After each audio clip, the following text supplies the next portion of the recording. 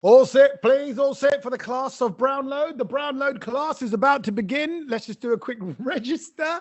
I am your teacher, Mr. Sandhu. I see front of the class is my favorite pupil. Very well behaved. Always got a great attitude. Is that what's your name, young man? It's Sach, miss. Yeah.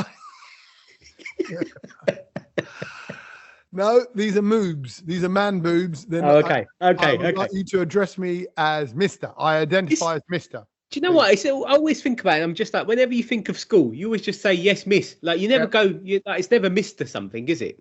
It's going to happen when the miss now identifies as Mr. and wants to be referred to as Mr. So that's going to happen. Is there any more people in this class? No, mate, that's it. Where are your friends, Sachin? Where are your friends from school? I mean, I don't know about friends. We'll use that term a bit lightly, loosely, should I say? Where's your colleague from school? Well, he's nowhere to be found, to be quite honest with you. I don't know where he is. Well, people have probably felt this building up because over the last kind of couple of weeks, no, I was going to say people have really felt this building up. Over the last 6 years, we've been cussing Kedge.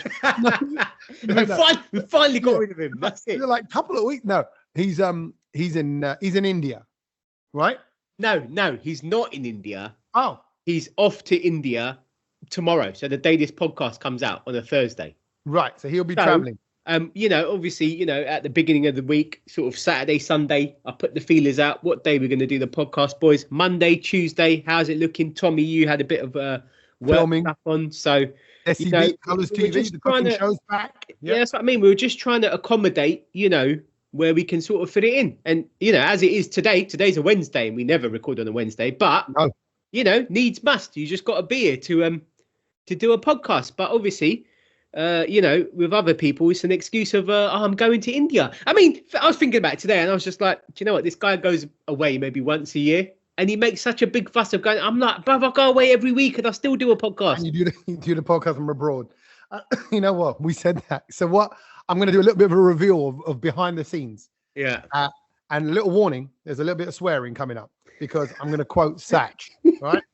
So let me tell you that if you think Sach lets the odd gal out on the podcast, let's just say he's a man of few words, and sometimes a swear word is the quickest way to trim down a sentence.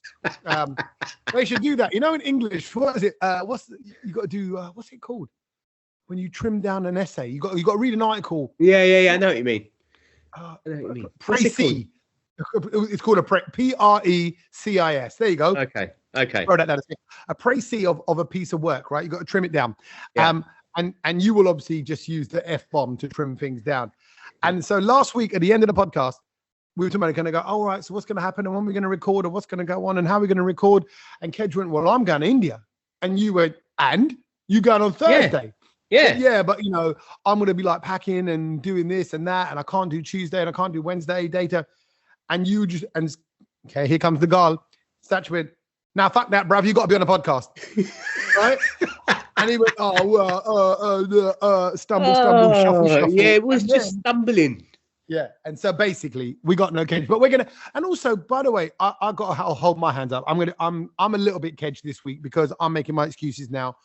It is mental at the moment. My schedule is. If you follow me on Instagram, just look at all the different places I am over the week. So we're doing a cooking show pretty much every day this week. We were supposed to be filming today on Wednesday as well, and it got cancelled. Then on the weekend, we're doing these Bollywood Time Machine shows all over the country. Stand-up shows, which is my solo show, as well as me with Richard Blackwood or me with other comedians as well. Yeah. So it's all go. It's all go. Out. Yeah, it's all go. And you were DJing last night? Same. You rang me on the way to the club? I was, yes. I was working last night. Last week, I think I did 5 in a row, sleeping at 6 a.m, 5 days in a row. Honestly, it's just been all busy. But I'm going to say it, 2 of the 3 still make time for the podcast. Yeah, no, well done. But kind of on a side note, because you do the night stuff. Yeah. And now you used to obviously work with Kedge at Virgin Radio in the day as well, but you don't do that so much anymore. You might do the odd emergency shift. Yeah, I don't. Okay, this is.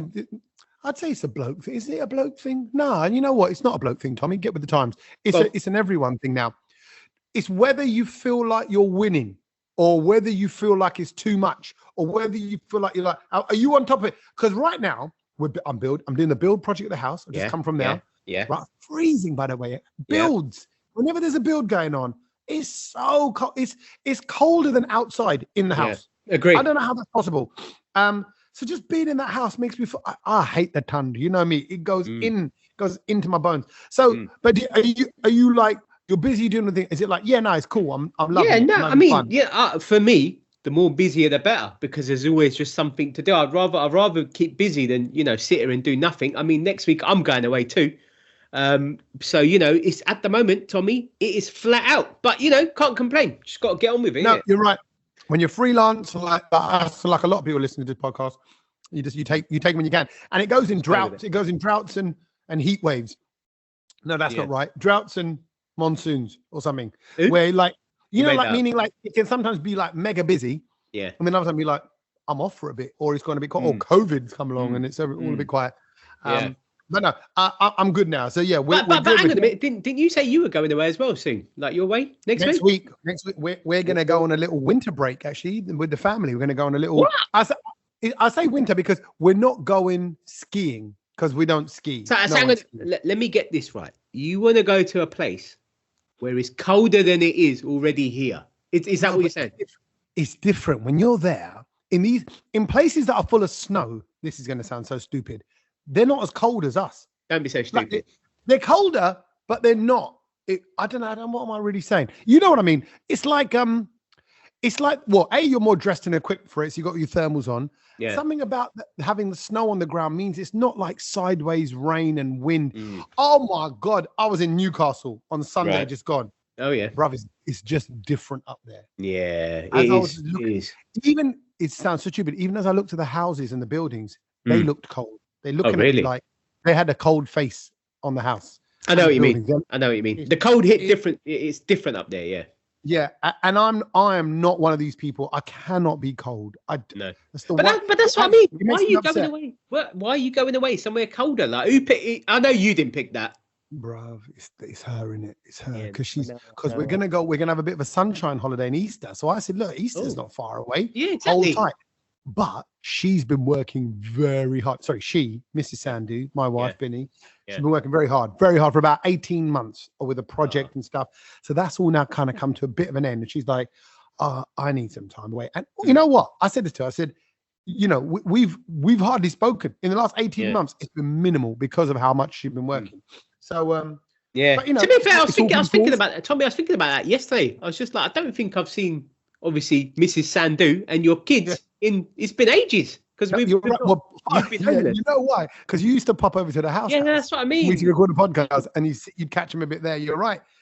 You haven't. But no, they're all still well and truly in existence. So don't worry, I've not done anything. So you're definitely not going to India then? Not going to India, although my mum and dad are due back from India today, Wednesday. Oh, already? Yeah, I know. It's been 12 days. 12 days, damn. And I did 2-3 weddings. And what did I say? You can tell. I said to my dad, "Oh, have you enjoyed it?" Yeah. He goes, "Yeah, it's been worthwhile." I went, "No, that's not." I said, "That's not what I said." Okay. Yeah. I said, "Have you enjoyed it?" But my dad, you can remember, my dad came to this country with £5 in his money. He came to the country when he was about 6-7 years old. Yeah. So he's not really Indian. He's nothing. No, there's nothing Indian about him. He's apart from his roots are Indian. Yeah. He talks about India, but you've been there since you were 6 or 7. Mate, you're British. You're English, British, yeah. And so he's over there, and obviously I know, bruv, if you think you're bad, he can't handle the freshness. Yeah. He won't be able to handle the freshness and the flies and the toilet situation or just the shouting and the Punjab craziness. He don't want none of that. He's so I said, so if you enjoyed it, he goes, no, he goes, I'm glad we came. Like that. Right. He goes, it's good to do. I said, "What was the weddings like?" He got, and then then he was like, "The food's good. They laid it all well." Okay, that's good. Well, at least he's had a good time and he's come back. So obviously, your dad's back, but we've lost another person to India, and that's Kedge because he's heading off there tomorrow. But someone that was there, was it last week? I see popping up all over my Instagram and stuff. Ed Sheeran. Oh yeah. Do you reckon he jumped on the Coldplay thing. Who? Do you think it's because of Coldplay? I thought you were going to say, did you think he jumped on like the flipping, I don't know, Shatabdi Express or something, like a train or something? Ahmedabadi Express. Isn't it? No, what do you mean? He jumped on the Coldplay hub because obviously it's funny how, Coldplay were there, Yeah. last few days. Yeah. And there's all these videos going around of Coldplay. Yeah. And then do you think, but then Ed Sheeran's always been like that. He's been like one to get amongst the people and all that. So what have you seen him do? I mean, other than the sort of shows that he's been doing, he's been doing like other stuff, which I think is always nice because you get to see him kind of reach out to normal common folk of India. So like, the one thing that I saw was where he's playing the sitar, which I thought was interesting. I'm like, he's playing Shape of You on the sitar. And I was like, wow, do you know what? That's pretty sick. Like we've never seen that before. And he picked it up pretty quickly as well. Yeah. It's like playing a guitar, right? Showing him how to do it. But he's a musician. He's a proper musician. So he's playing Shape of You. I saw him also performing live as well in different street situations as well. I saw him hanging out in like kind of schools as well. He does his bit. He goes and does like a bit of a community effort. A bit like what the royal family used to do. What you'd expect Prince Harry and William to do. He's doing it as well. He's kind of didn't he get in trouble? He did. They shut down his little outdoor busking thing that he was doing. He said that he got he was on, I think it was Bangalore. He was in Bangalore. And he was on the streets busking. Obviously draws a crowd. Ed Sheeran singing on the road. Gonna be a big crowd of people, taking videos and stuff. The copper came up to him, pulled the mic out the thing and said, "You will go home." That is hilarious. I saw it. If you haven't seen it, there's this you can tell there's some PR-y type people around kind of putting their hands up like, no, this is Ed Sheeran, and you see the copper just kind of go, I don't care. Like, no, you're not performing. And he pulls the tar out of the amp thing, whatever it is on the floor. And that's it. And Ed actually, in fact, he just kind of half smiles and steps away, like, okay, game over. But what does that tell you? That tells me, number one, they never had a permit. So even whoever these Ed Sheeran people looking after Ed Sheeran in India were, they're like, don't worry, go Ed Sheeran. Let's just get him to perform out in public. And nobody had the power on that shoot to pull out a leaflet or pull out a sheet or something that says, here's our permit, Mr. Policewala. We're doing this legit. It ended. But I don't know. No, I think Ed wouldn't have done it the wrong way, like where he would have just blagged it. I think there was probably a permit, but you know what cops are like over there? They're just a bit dumb, aren't they? Like they'll just shut you down for no reason. But bro, then they would have showed the follow-up video. You reckon? Where it plugs back in and they crack on. The way it goes. I'm telling you, Ed Sheeran went over there and he's acting like one of them. He's acting like kind of go, don't worry, hojuga. He's one of our own. He's one of our own. Exactly. But the other performance that did go ahead was Super Bowl. Yes, it did. I saw Kendrick Lamar. Now, I'm going to be honest. I'm going to be very honest. I'm a 48-year-old man. You are. Of course, I know of Kendrick Lamar. And I know the song. They not like us. They not like us. Yeah, okay. I know that, cool. Right? Well, at least you said that and not 50-50 or if there's any justice or anything like that. No, that's the other Lamar. No, you know what? I really like that Lamar. That I got more to say about. If there's any justice in that's the wrong Lamar. It's the wrong Lamar, mate. I would be your man. No, that was great. Right. So no, I remember that one more. So I know more of those Lamar words than Kendrick Lamar. But Kendrick Lamar, I know he's like clever. He's a quality rapper.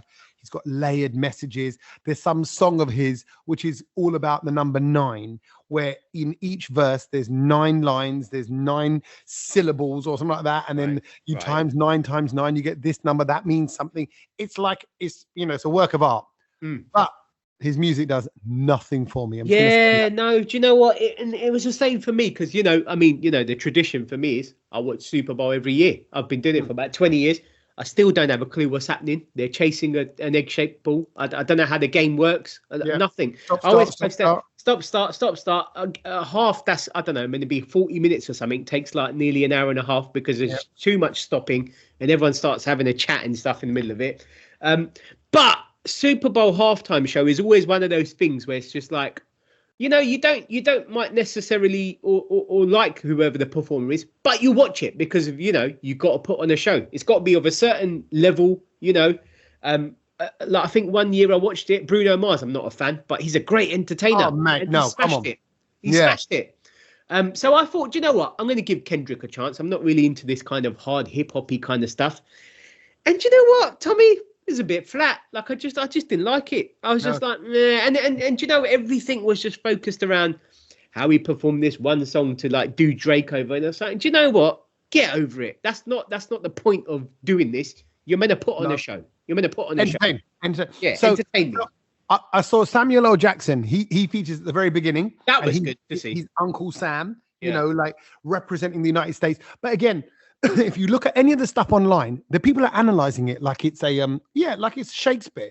They're kind of going, but look, he got Uncle Sam, Samuel L. Jackson, to be the kind of the voice of America and welcome everybody to America in this kind of split kind of times where the country is, you know, is quite what's the word when you're not diverse, but you're kind of segregated. Yeah, there's you know, lots of different people feeling different ways about Trump and all that. And they went, oh, and look, Kendrick Lamar was in the middle of the flag. They made the USA flag, and he's in the middle because he's representing the fact that he's uniting everybody. He's in the middle of it all. Yeah, in the middle of the action. And then there was a PlayStation controller. They danced in the configuration when they zoom out, the whole pitch looked like a PlayStation controller, which was a reference to Sony, which is a label that was suing him, or he was suing them. And then what's his name? Who's Drake's ex? Which one of them? Serena Williams. Serena Williams. She was dancing in it. Yeah. And stuff. By the way, there's some very funny big black men who have put on a blonde wig and have recreated. Really? Oh, I need to see that. I haven't seen that. Just look at now that I've said it, the phones are listening. It will come up. Yeah, that crip walk dance. But they're obviously, you know, they're bun there. But if you're coming about a bunda and a tutu, that kind of it's funny though, Tommy. You say that all about that conspiracy kind of. Oh, look at these messages, brother. I really don't think people think it like, you know, that deep into it. Like as in, I think the conspiracies are just that half the time. You know, it's a conspiracy because. Yeah. I don't think whoever's performing or thought of it has really thought that. And I only say that because we know how it works, obviously working at that, you know, that place. You know, you always think there's conspiracy, but there's not. There's really not. Stupid. And I must have said this before. I'm going to say this about that place. I remember people used to come at me and go, bruv, you know, your station, your radio station that you work for, they're not playing my songs, you know, on purpose. I know someone's got it in for me. And I felt like saying to them, bro, no one's got it in for you. That place is running on a day-by-day basis. Yeah, you know, they literally agree. They'll come up to me and they'll go, oh, by the way, tomorrow's Diwali, what are you doing? I'm like, like, they're just fake. They're just fake. That's all it is. Yeah. It's last minute, bit run, bit Desi style. Yeah. And that's the way it is. Yeah. So but people will always find conspiracy theories in and amongst all of that. Yeah. Can I share something else? Sorry, just because about mix-ups. I suddenly started thinking about working with Indian people, working at that place, and now the people that I work with. Yeah. Get this. I need to tell you this story. I'm filming Desi Beat, right? You are, yeah. Right? And it's the cooking show. We turn up at people's houses. And you know what? That's always a bit of a privilege. You know, we're going into someone's home. Yeah. We're going into their kitchen. You know, that's where they cook for their family and friends. Do they get a bit like, oh, Tommy Sandu's in my house? A little. It's happened this time round in the last few episodes we've filmed. But I think what it was is I filmed my first series of it last year. I mean, not in a freaky way like Diddy or something, just, you know, in a nice way. Yeah. Oh, no, Tommy Sandy's in my kacha. Yeah, he's in the shower. He shouldn't be though. No, I don't go upstairs. We keep it downstairs. But yes, they were lovely, and actually, there was a woman there who was supporting the woman who was cooking. So the woman who was cooking there, she just brought a friend along to kind of come and hang out. Yeah, moral support. Okay, that friend's name is Disha, right? Right. I go, all right, nice to meet you, Disha. Right. I said, what do you do? She goes, and my mind got blown straight away. Are you ready for this? She goes, I work in Achar. Right? I went, Achar. Oh. I said, no way. She goes, Would you? I mean, I work in finance. I work in marketing. I work in the environment. Right. Yeah, but it could be anything, right? So she come out with, I work in Achar. Pickles, right? I went, no way. And she saw I got really excited and she was playing it a bit cool. Yeah. And I went, I love it. I said, I love that is your world. I said, it's a big part of my world. And she's kind of smiling along, being polite, like entertaining me. Yeah. And I went, she get a pickle out. I went, oh God, what'd you say? She get a pickle out. No. So I went, I bet you find yourself in a right pickle on a daily basis, right? And she went, yeah, that definitely goes hand in hand with the job. She's been like that, right? And I went, so who do you make that for? Is that your own company? Yeah. Or for someone? She goes, no, I'll make it for the, she goes, no, I did it for the NHS. I said, what? I said, you got the catering for the NHS. She then goes, catering? What are you talking about? And I said, what are you talking about? What? I said, you make a chard. She goes, no, I work in HR. Bruv, we had a whole conversation about a chard. And she goes, no, I work in HR. I work in HR. And I was like, oh my. And the fact that I went off on, I bet you find yourself in a right little pickle. And I went, when one man goes, another man comes. Right? And she thinks I'm talking about mangoes, the pickle, a chard, getting it. And so it just, she thinks I'm talking about HR. But I couldn't. And then we just lost our minds because I thought, you'd be surprised. HR. I work in HR. I work in HR. Brilliant. I mean, it would have been even more brilliant if she actually did work. I'm a bit sad that she didn't work in a jar now, because I've never met anyone that works in a jar. Have you? Yeah, I would love to meet someone like that because recently, as you know, I've converted from what I'm only going to say the typical Punjabi achar, which is big and chunky, and that Ambada achar. Yeah. To the one that Kedge has been bringing over, that Asoka brand or whatever it is, those other brands where it's a bit more masala-fied. I think that's delicious. No, I still like the mango one of that, but I like the smaller pieces. I mean, I've said it before on the podcast, but the pickle for me only go as far as Branston's. I don't want really? It. You don't do a jar, bro, with a paratha? No, mate. Paratha's got to be with dahi, and that's it. Bit of yogurt, mate. Yeah, that's it. I'm happy. I don't need anything. I don't need anything else, mate. Scrambled egg, desi scrambled egg with the you can't go wrong with a desi scrambled egg. You've got to love a desi scrambled egg. I'm looking forward to that. Do you know what? So I know Kedge is going tomorrow. The day this podcast comes out, is going to India. But I'm going as well in a couple of weeks. So Are you really? Looking forward to that? Yeah, looking forward. And it's funny when I say that I'm going to India, because at the moment stuff just keeps popping up on my phone about India. I know they're listening. It's a bit weird. Yeah, go on. Like what? Like places to check out, or just places to eat and this, that, and the other. And I'm just like, this is really strange. But anyway, forget about the Super Bowl and forget about Ed Sheeran in India and forget about Ajara and everything else. The one thing I want to talk about, Tommy, I think you'd be proud of me. Remember a couple of weeks ago, I said I got into cold plunging. Oh yeah. 6 minutes yesterday. What? Are you serious? 6 minutes. Are you in like 8 degrees? And you're like a meditative state. Do you go into like a little eyes closed, just breathing? Wow. Honestly, I couldn't believe it myself. So does it feel like it makes a difference? I don't know. Like, I don't know. I don't know. Like, I feel better, but I don't know if it's that, if it's everything else. Going to the gym. They affect your focus. And I am more focused, but I don't know. It could be anything. It could be sitting in the sauna. It could be, sitting in the steam room. It could be anything. It could be working out every day. I don't know. Could be. But then people have been saying that, like, my skin and stuff looks better. And I'm just like, well, I don't know. My face don't go under the flipping into the cold plunge, does it? Might be just a circulation element of it. I don't know. I met a woman today, because you started a conversation in saunas and steams. Were you there? Were you there? Yeah. I went this morning. Yeah, and she was in the cold plunge, right? Ooh. And as I walked past, I looked at her and I sort of give her that little smile that goes, "Well done," Yeah. And it's because this cold plunge is like got a little ladder going into it. Yeah, like same. You walk into it. And then I saw her because I was the only one in the sauna, and then she came into the sauna. And she goes, "Oh, do you mind if I sit?" Because she asked me to move over. She goes, "Can you move down?" She goes, "I like to sit right by, where the steam sauna bit comes out." Yeah. She goes, I'd like to sit by there. I said, no, it's fine. I said, you want the direct hit? You want it full on? Yeah. She goes, yeah. Yeah. She had a bit of an accent. And she goes, oh, and I said, I noticed you in the sauna steam. I noticed you in the cold plunge. She goes, yes, I was. I said, oh, well, I said, oh, and I said, is that something you do on a regular basis? She goes, yeah. She goes, I love it. She goes, this, so come back to your skin. She goes, people think that I've done Botox. Yeah. They go, you've done something to your skin. And she goes, no. She goes, it's doing the sauna and then the cold. Yeah, that's exactly what I do. Go in the sauna, warm up, get really hot, and then go into the cold plunge. And do you know what, Tommy? In a weird sort of way, without sounding, oh, I'm one of these cold plungers and it's good for your health, because it sounds like you're a vegan now, basically. Yeah.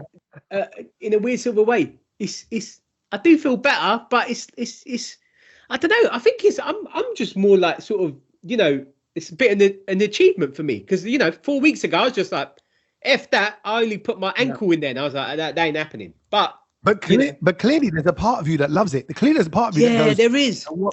Yeah, and I've heard that people have said cold plunges are addictive because it's an extreme feeling. It is. And the first time you did it, you did 15 seconds, 30 seconds, whatever it is, and you jump out. Yeah. My genuine thing is I need to build myself up, because it's not. Tommy, you can do it. You can do it. I want to do it with you, actually, and the cold plunge. But the skin on my shins, it's like it's about to burst. That's the only way I can describe it. You've got to get through that. It ain't gonna burst. I don't know if there is a through that. I think it might mean I'm just gonna split open or something. You're not gonna split open. But no, it's a good one to do. Well done. Well done on building. Where have you been? You've been on the road, didn't it, all this week? Yeah, on the road, Newcastle, Wolverhampton, Solihull, just doing time machines. And actually, we're doing it at a club on Embankment, which is our mutual mate's place. So we're doing that on Thursday. And then I'm, again, all over the place, Slough, and then up in the Midlands, Coventry and Birmingham over the weekend for comedy. And back to Leeds, doing 2 shows in Leeds at the same time. Right, so okay. So get this. I'll give you the behind the scenes, right? Because this is a bit cheeky. Hang on. So you said 2 shows at the same time in Leeds. Yeah, they're 5 minutes drive apart, bruv. Right. Look at this. You know what this is? I'm going to tell you straight. It's greedy. It's just greedy from my part. I should just say no. I should say no to one, do one show, and that's that. No. You shouldn't. You shouldn't say no. If it's doable, then you do it. Okay, it is doable. Yeah. But I had to ask. Okay, so I'm doing a corporate awards show. Okay. Yeah. They pay quite well, so you don't want to say no to them. Of course they do. And then you got Bollywood Time Machine on at the same one, which is my own kind of our own show, and we're hosting that. But obviously there's singers and dancers in that show, so it can kind of run itself, and I can pop in here and there. Yeah. So what I'm going to do is I've delayed the awards. I start the singing and dancing show. I start the Bollywood Time Machine show. Yeah. Do my 10 minutes like I do at the top. And then I run off and I host the first part of the awards 5 minutes up the road. Oh, wow. Then when they break for dinner, 45 minutes, an hour later, I run back, do a bit more hosting on Time Machine. Brilliant. And then run back, finish off the awards, and then Time Machine will finish itself. So I still get to do 30 minutes, 2 sort of 10, 15-minute sections in Time Machine. Brilliant. And that as well. And literally running between the 2 venues. And the other awards show I'm doing is the Hair and Beauty Awards. Yes, mate. And they're good fun. Because it's all hairdressing.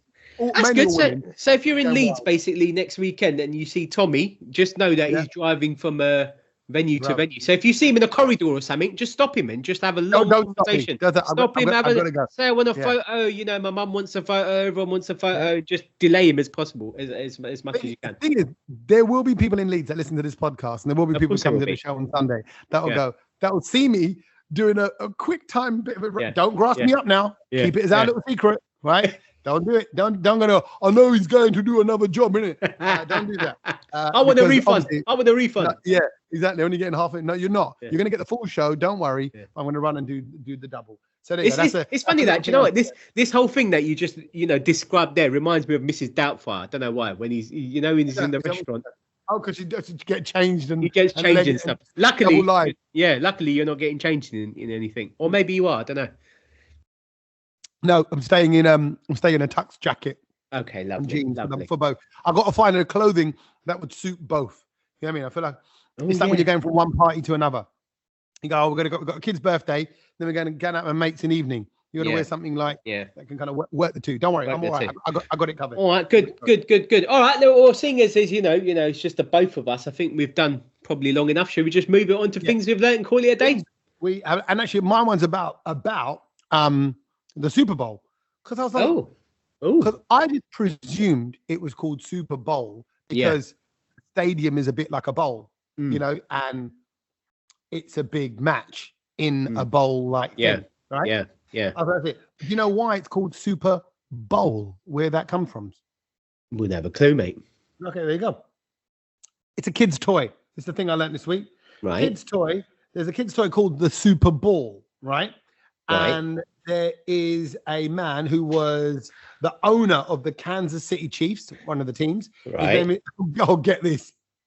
I didn't even realize. His name's Lamar. Bloody hell. Teri Lemar. They're coming at us all angles. Can that be the name of the podcast? Teri Lemar.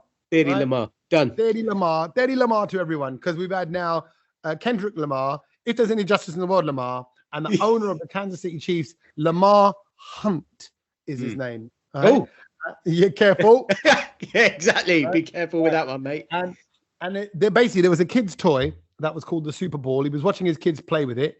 Yeah. And then he later recalled that name when he came up with when he was coming up with what to call the actual competition in the 1960s. So he just called it the Super Bowl. Super Bowl. Oh, interesting. Yep, there you go. Oh, Super Bowl became Super Bowl. And, so there you go. It's all that after a kid. And it was obviously, like it has the Roman numerals after Super Bowl, whatever number it is. This year it looked like Super Bowl, and it was LIX, licks.